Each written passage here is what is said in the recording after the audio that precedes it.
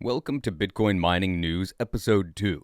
Be sure to like and subscribe so you can stay up to date on all things Bitcoin mining and energy related.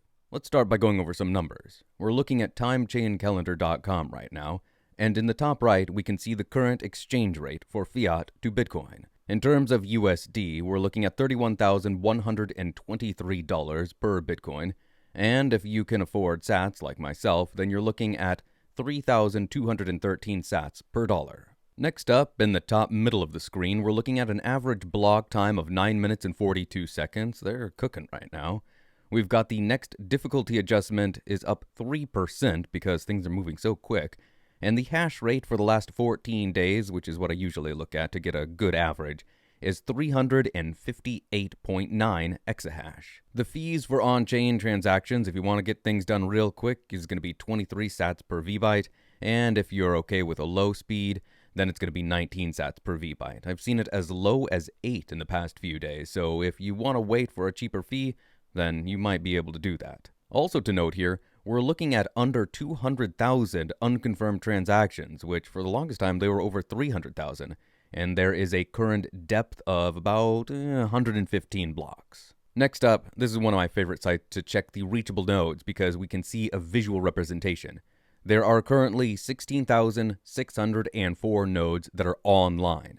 That does not count all the ones that are offline. These are only reachable nodes.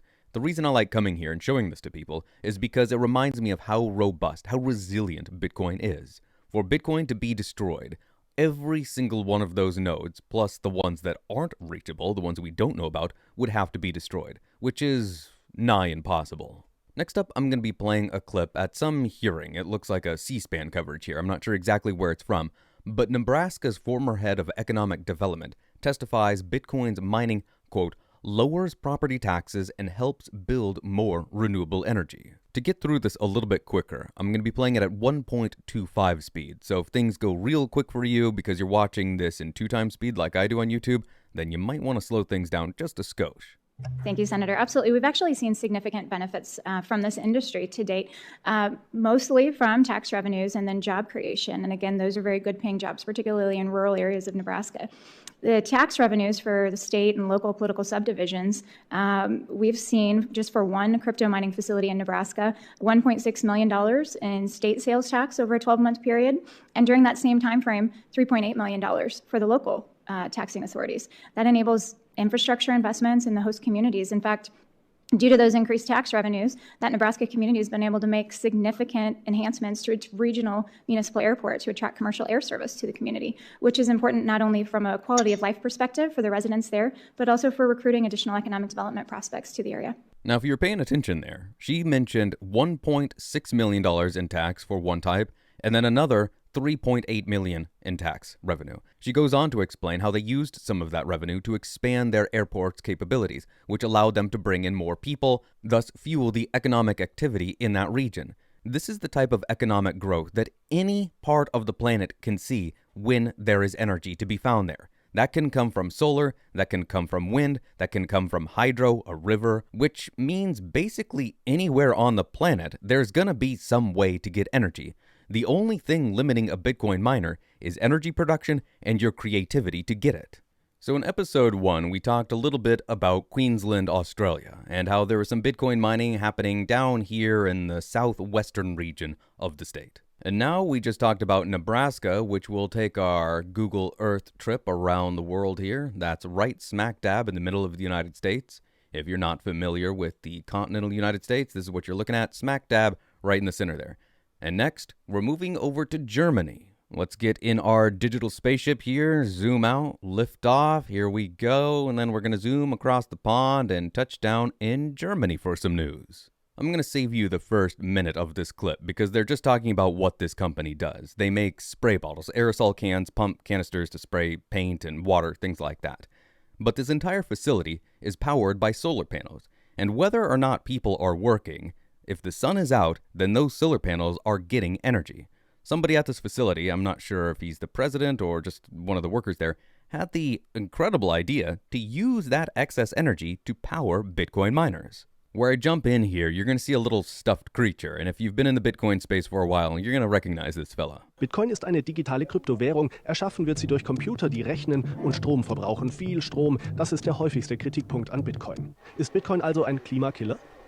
Christian Kläger will das so nicht stehen lassen, denn die Wärme, die seine Rechner dabei abstrahlen, fangen Kläger und sein Team auf und speichern sie im Heizkessel. Und den Strom für seine Bitcoin-Rechner bezieht er von den eigenen Photovoltaikanlagen. Grüner Strom, der manchmal im Überfluss vorhanden ist, wenn die Produktion stillsteht. Und dann gibt es aber genügend Fälle und Momente, wo ja deine Maschinen nicht laufen. Es gibt Betriebsruhe, es gibt Wochenende, es gibt vielleicht auch Kurzarbeit, wenn es mal nicht so gut läuft. Für wenig Geld einspeisen oder gar ungenutzt verpuffen lassen will Kläger seinen Sonnenstrom auf keinen Fall. Er will die Bitcoin-Rechner laufen lassen, wenn Strom vorhanden ist. Seine Idee, sagt er, könne übrigens auch die Stromnetze im ganzen Land stabilisieren. If you have friends that are ever sitting there telling you how wonderful wind and solar energy is, and it does have its benefits, don't get me wrong, ask them, what do you do when there isn't any demand for that power? What do you do with that? Because if you imagine power coming in, it has to go somewhere. You can't just have it pumping into the system with nowhere to go. That creates big problems. Or you can get miners, like this company is doing, to take that excess energy and turn it into something useful, like Bitcoin. For our next piece of news, we're going to be heading over to the Netherlands, which is right next door to Germany. It's actually neighbors Germany. Germany's right over here on the right hand, and the Netherlands is up here on the coast. Just like that last factory that we were talking about that uses solar power, this place too uses solar power. But instead of making spray bottles, this place is a greenhouse and they're growing flowers.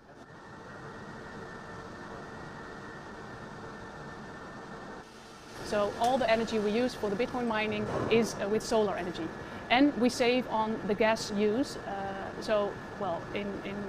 In a sense, we think we are going to save a lot of gas by using this solution for heating our greenhouse. Yeah, so Bitcoin miners, they produce a lot of heat. So you have a delta of approximately 20 degrees Celsius between the temperature that goes into the miner and that comes out of the miner. And that's because the processors in this computer are constantly trying to guess a random number, and that produces some heat. Using the heat from an ASIC miner so that you can grow flowers year-round in your greenhouse is certainly not an idea I ever would have had when I first got into Bitcoin. And yet, here we are. If you're enjoying these news stories from around the world pertaining to Bitcoin mining and energy, be sure to check out the Mining Disrupt conference. You can scan the QR code right down there, get some info on that, and make sure you've liked this video and that you're subscribed to the channel so you can stay up to date on all things energy and mining related.